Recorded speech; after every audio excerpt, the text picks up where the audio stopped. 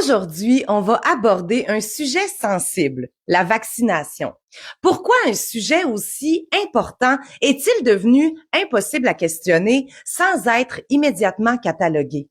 Quand la discussion se polarise à ce point, c'est jamais un signe de santé démocratique, c'est souvent le symptôme d'un manque accru de transparence. Lorsque l'OMS, l'UNICEF, Gavi et la Fondation Bill et Melinda Gates affirment que les vaccins auraient sauvé 154 millions de vies sur 50 ans, il est essentiel de préciser ce que ce chiffre représente réellement. Il ne s'agit pas d'un décompte réel de vies observées une par une, mais d'une modélisation statistique. Autrement dit, ce chiffre repose sur des hypothèses, des scénarios comparatifs et des projections construites à partir de modèles. 154 millions n'est donc pas un nombre mesuré, mais un nombre estimé.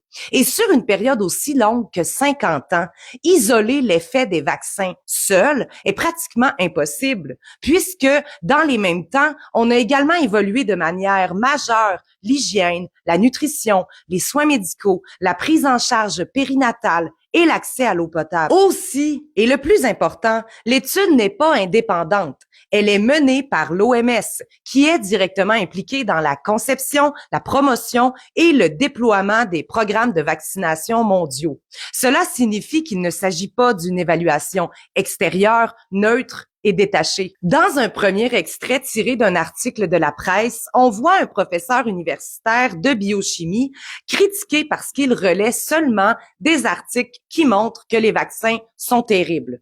L'accusation n'est pas qu'il ment, ni qu'il falsifie des données, mais qu'il ne présente qu'un seul côté de la médaille. Or, ce reproche soulève une contradiction majeure.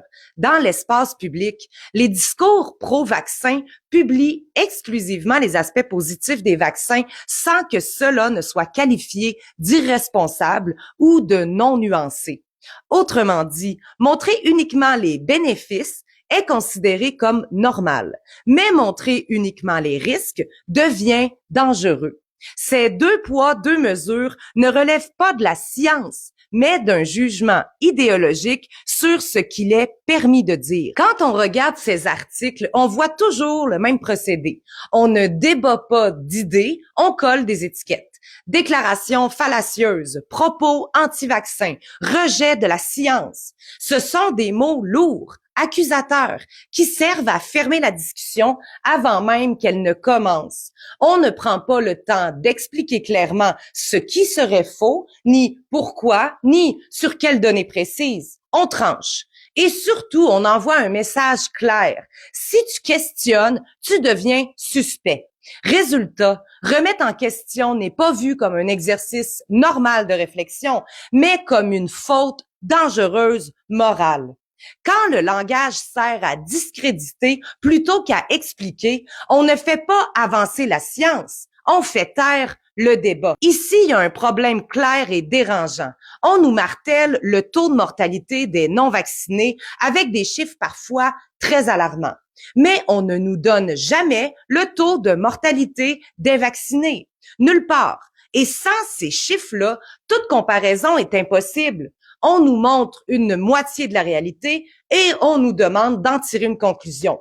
Ce n'est pas de l'information complète, c'est une représentation orientée du risque. Si le but était vraiment d'éclairer le public, on dirait simplement, voilà le risque sans vaccin, voilà le risque avec vaccin, voilà la différence réelle. Tant que cette comparaison de base n'est pas donnée, on ne parle pas de choix éclairés, on parle d'un message construit pour convaincre, pas pour comprendre. Et quand on ajoute à cela l'existence de plateformes institutionnelles dont l'objectif est d'outiller les citoyens pour convaincre, influencer ou faire changer d'avis ceux qui hésitent, on franchit un seuil supplémentaire. On ne parle plus d'information neutre ou de vulgarisation scientifique, mais bien de stratégie de persuasion ciblée, pensée pour contourner les résistances, gérer les émotions et orienter les décisions individuelles.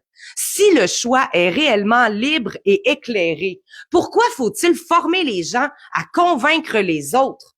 Pourquoi promouvoir des guides de réponses toutes faites pro-vax, de scénarios émotionnels préparés en vue de manipuler ceux qui hésitent?